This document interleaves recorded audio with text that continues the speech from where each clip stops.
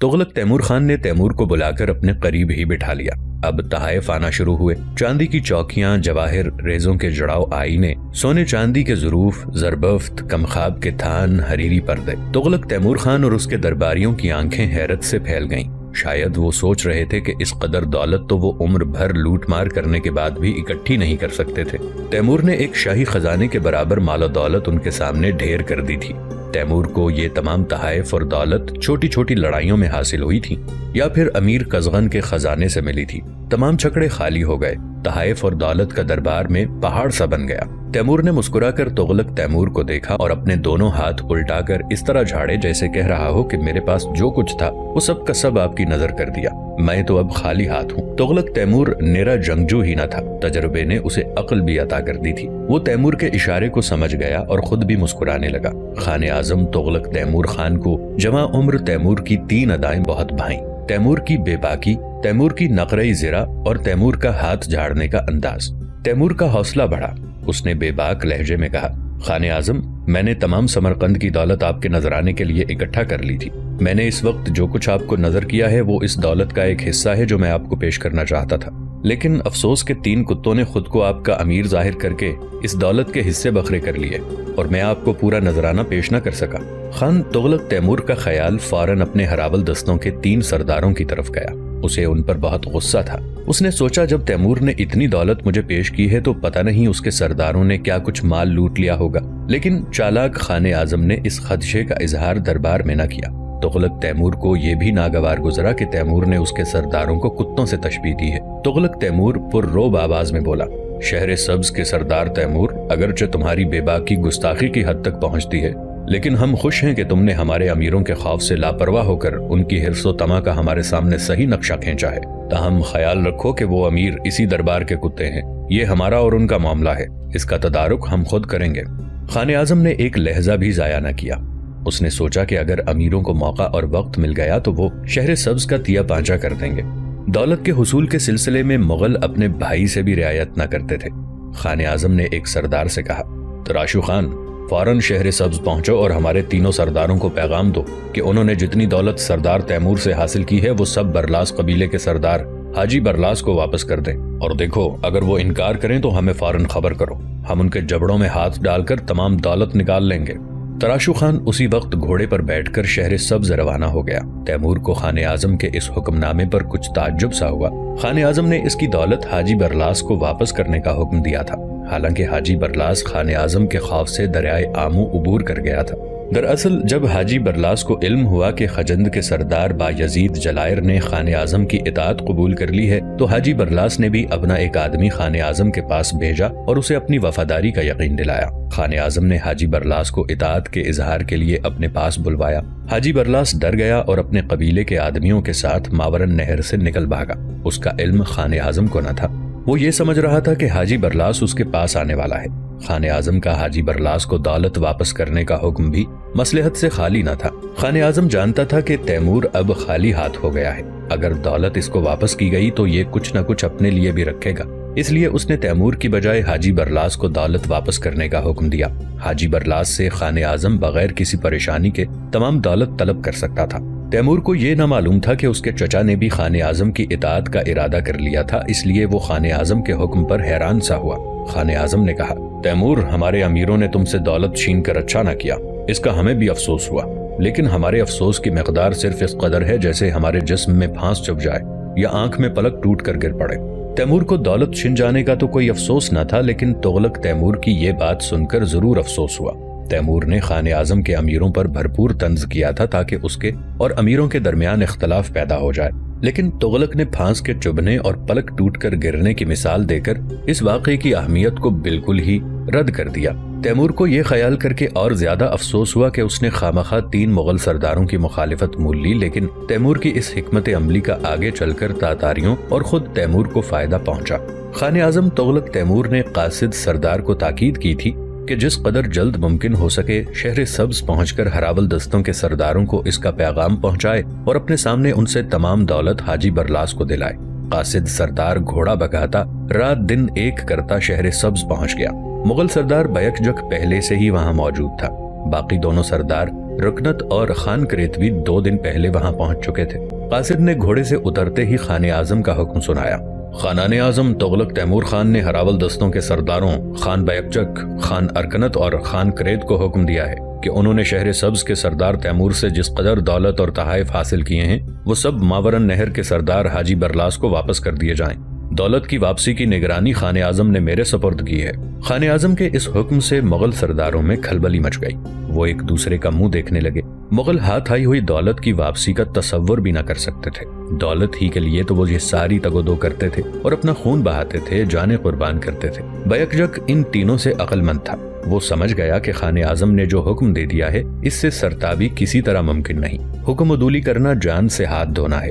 بیکجک نے کہا، اے خان اعظم کے قاصد، خان اعظم کا حکم بجا ہے، سر آنکھوں پر۔ میں ابھی حاجی برلاس کو تلاش کرا کے تمام دولت اور تحائف اس کے سپرد کیے دیتا ہوں۔ تو اس بات کا گواہ رہنا کہ میں نے خان اعظم کا حکم ماننے میں ذرا بھی ہچکچاہٹ نہیں کی۔ خان ارکنت خان اعظم کا حکم سن کر پیچ و تاب کھا رہا تھا۔ وہ غرا کر بولا، سمرقند کی دولت میں ہمارا بھی حق ہے۔ ہم نے تیمور سے اپنا حصہ وصول کیا ہے، ہمارا حصہ واپس لینے کا خان اعظم کا کوئی حق نہیں۔ خان کریت نے اس کی ہمنوائی کی، بولا، ہاتھ آئی ہوئی دولت کو ہم سے کوئی واپس نہیں لے سکتا۔ ہم خان اعظم کو 1 درہم بھی واپس نہیں کریں گے۔ بیکجک نے سمجھایا، ایسی نادانی نہ کرو مغل سردار، خان اعظم ہمارا بادشاہ ہے، غلط یا صحیح جو بھی حکم دے ہمارا فرض ہے کہ ہم اسے بخوشی بجا لائیں۔ ہرگز نہیں، خان ارکنت چیخ کر بولا۔ بیکجک کی آنکھیں غصے سے لال ہو گئیں اور اس نے کہا، تم خان اعظم سے بغاوت کر رہے ہو، اس کا انجام تمہارے حق میں اچھا نہیں ہوگا۔ ہم خان اعظم کا یہ حکم نہیں مانیں گے۔ خان ارکنت نے صاف انکار کر دیا۔ بیکجک نے دیکھا کہ دونوں سردار بغاوت پر آمادہ ہیں۔ اس کے پاس صرف 4,500 سوار تھے۔ ان دونوں کے زیر کمان 10,000 کا لشکر تھا۔ بیکجک کے لیے ان پر قابو پانا ناممکن تھا۔ بیکجک نے مصالحت ہی میں اپنی بہتری دیکھی۔ بیکجک نے کہا، تم لوگ اپنی مرضی کے مالک ہو، جو چاہے کرو، مجھے تم سے کوئی مطلب نہیں۔ میں خان اعظم کے حکم کے تحت دولت واپس کرنے پر آمادہ ہوں۔ خان کریت کھڑا ہو گیا اور قاصد کو گھورتے ہوئے بولا، جا اور اپنے خان سے کہہ دے ہم اس کا حکم نہیں مانتے۔ اور اے بیکجک، تو خان اعظم کا وفادار ہے تو مقابلے برآ، اور ہم سے دولت چھین سکتا ہو تو چھین لے۔ بیکجک جھگڑا کرنا نہیں چاہتا تھا۔ اس نے کہا، مجھے خان اعظم نے تمہارے مقابلے کا حکم نہیں دیا ہے، میں تم سے لڑنا نہیں چاہتا، لیکن میں شہر سبز کا محافظ ہوں۔ اگر تم نے شہر سبز میں لوٹ مار شروع کی تو میں خاموش تماشائی نہیں رہوں گا۔ خان ارکنت اور خان کریت نے ایک دوسرے کو دیکھا۔ وہ دونوں قریب قریب کھڑے تھے۔ پہلے دونوں میں کچھ اشارے ہوئے، پھر خان ارکنت نے خان کریت کے کان میں کہا، ٹھیک ہے، ہم اس سے لڑ کر اپنی طاقت کیوں ضائع کریں؟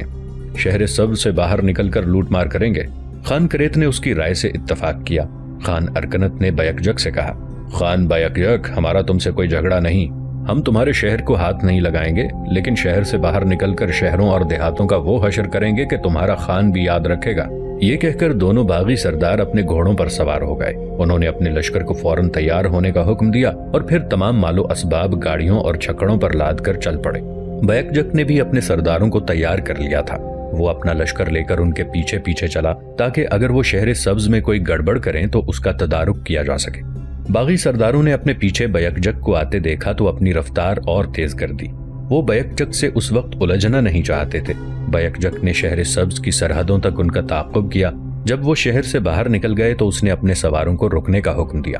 بیکجک نے قاصد سرداروں سے کہا، اے خان اعظم کے قاصد، بتا اب میں کیا کروں؟ وہ دونوں باغی ہو چکے ہیں، ان کے ارادے نہیں معلوم ہوتے، ان کا رخ اردو معلّہ کی طرف نہیں۔ ظاہر ہے کہ یہ لوگ شمال میں جائیں گے اور وہاں خان اعظم کی غیر حاضری سے فائدہ اٹھا کر علم بغاوت بلند کریں گے۔ قاصد سردار بہت گھبرایا ہوا تھا۔ اس نے کہا، عقل مند سردار، میری تو سمجھ میں کچھ نہیں آتا، تم جو بہتر خیال کرو وہ کرو، لیکن اس حکم عدولی اور بغاوت کی خبر خان اعظم کو فوراً پہنچنا چاہیے۔ میں بھی یہی سوچ رہا ہوں، بیکجک نے کہا۔ اس وقت خان اعظم سے دور رہنا کسی طرح مناسب نہیں، ہمیں خان اعظم کے پاس فوراً چلے جانا چاہیے۔ بات طے ہو گئی۔ بیکجک نے اپنا گھوڑا سمرقند کی سڑک پر ڈال دیا۔ اس نے اپنے حصے کی دولت ساتھ لینے کی بھی پرواہ نہ کی۔ بیکجک نے دونوں باغیوں کے رویے سے اندازہ لگا لیا تھا کہ وہ ضرور طوفان برپا کریں گے۔ ان کے پاس لشکر بھی کافی تھا اور اس وقت شمال خالی تھا۔ بیکجک اپنا لشکر لیے ہوئے سمرقند پہنچا، مگر وہاں بغیر قیام کیے شمال کی طرف چل پڑا۔ مغلوں کا اردو معلّہ سمرقند سے کچھ زیادہ دور نہیں تھا۔ بیکجک اردو معلّہ میں پہنچا تو خان اعظم بدستور نمدے کے فرش پر بیٹھا شراب پی رہا تھا۔ बैक जग के इस तरह अचानक आ जाने से वो बड़ा हैरान हुआ। उसकी पुतलियां तेजी से घूमने लगी। तैमूर भी दरबार में मौजूद था। उसने उस वक्त तक मुगल दरबार में बहुत से दोस्त बना लिए थे। बैक जग को अकेला देखकर उसका माथा ठनका। बैक जग ने घोड़े से उतरकर खाने आजम के दोनों हाथ चूमे, फिर अदब एहतराम से सर झुकाकर खड़ा हो गया। खाने आजम ने दिली घबराहट छुपाते हुए कहा, खुशामदीद बैक जग, लेकिन तुम अकेले क्यों आए हो? खान अरकनत और खान करेत कहाँ हैं? वो बदबख्त बागी हो गए हैं खाने आजम। बैक जग ने लगी लिपटी की बजाय साफ साफ बात बताई। खाने आजम के जैसे बिच्छू ने डंग मार दिया। वो तड़प कर उठा और शेर की तरह गरजा, कहाँ हैं वो कुत्ते? शिमाल की तरफ गए हैं, बैक जग ने जवाब दिया। ये कहकर खाने आजम तेज तेज कदमों से फर्श पर टहलने लगा। उसकी आंखों से शोले निकल रहे थे। वो नाग की तरह फुंकार रहा था। तमाम दरबार में सन्नाटा छाया हुआ था।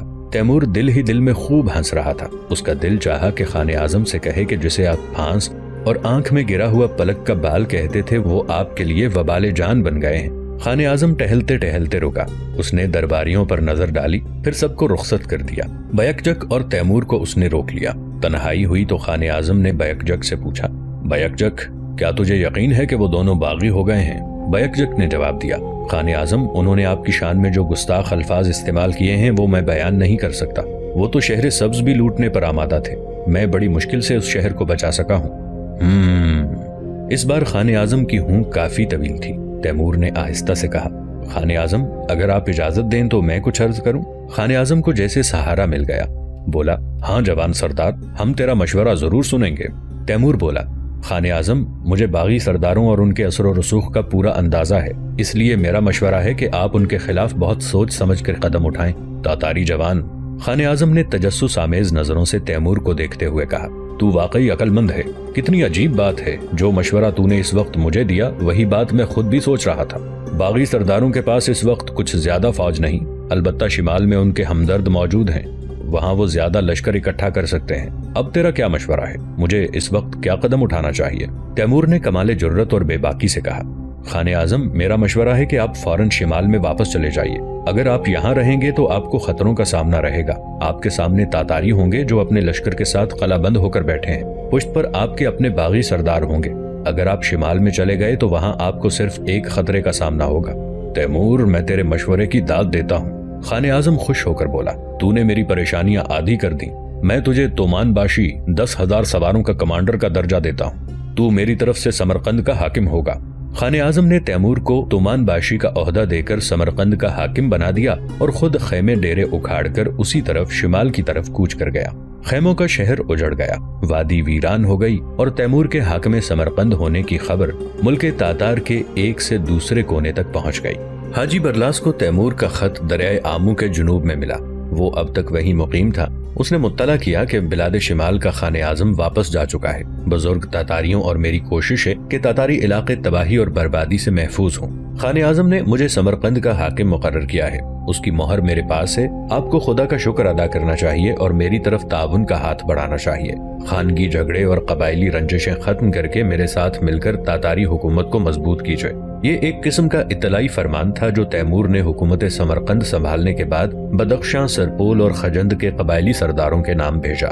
बल्ख में भी तैमूर का शागिर्द और मलकूती का शौहर अब्दुल्ला मौजूद था। उसने सबसे पहले तैमूर की इताअत का ऐलान किया। दूसरे सरदारों की तरफ से भी रस्मी ऐलान हुआ। तैमूर को तहाइफ भेजे गए। बायजीद जलायर खजंद में था। उसे समरकंद का तख्त हाथ से निकल जाने का खतरा पैदा हुआ। सबसे ज्यादा सदमा हाजी बरलास को हुआ। वो खुद को बरलास कबीले का सरबरा और सरदार समझता था। वो बर्दाश्त नहीं कर सकता था कि उसका भतीजा समरकंद का हाकिम बन जाए और उसे एक नौजवान लड़के के सामने झुकना पड़े। लेकिन वो मसलहतन खामोश हो रहा। उसने तैमूर को कोई जवाब न दिया। तैमूर हालात का बगौर मुताला कर रहा था और चुपके चुपके फौजी तैयारियां भी कर रहा था। उसे बायजीद जलायर और हाजी बरलास की तरफ से खतरा था। हाजी बरलास दरिया पार करके फिर शिमाल में आ गया और शहर सब्ज के पास खेमे लगा दिए। तैमूर को हाजी बरलास के शहर सब्ज के करीब खैनाजन होने की इत्तला मिली तो वो फौरन शहर सब्ज पहुंच गया। तैमूर हाकिम था और हाजी बरलास से शहर सब्ज के करीब खेमे लगाने की वजह पूछ सकता था, लेकिन वो जलायर और हाजी बरलास की तरफ से दूसरा कदम उठाने का इंतजार करने लगा। हाजी बरलास को तैमूर के शहर सब्ज वापस आने की खबर मिल चुकी थी। उसका दिमाग तेजी से काम करना शुरू हुआ। वो तैमूर का मुकाबला नहीं कर सकता था। उसने बायजीद जलायर को पैगाम भेजा कि फौरन उसके पास पहुंच जाए। बायजीद जलायर दावेदार था उसने तैमूर की इताअत का ऐलान तो कर दिया था, लेकिन हाजी बरलास के बुलाने पर फौरन उसके पास पहुंच गया। समरकंद के दोनों दावेदार एक दूसरे से बड़े जोशो खरोश से मिले। दोनों कई दिन तक तन्हाई में घंटों बातें करते रहे। पता नहीं उनमें अंदरूने खाना क्या मामला हुआ, लेकिन वो किसी नतीजे पर जरूर पहुंच गए। हाजी बरलास ने एक गुलाम के जरिए कासिम को बुलवाया। कासिम शहजोरी के साथ दरियाए आमों की सैर कर रहा था। आजकल वो दोनों बहुत खुश थे। मुगलों का खतरा टल गया था और उन्हें उम्मीद थी कि हाजी बरलास उन दोनों की जल्द शादी कर देगा।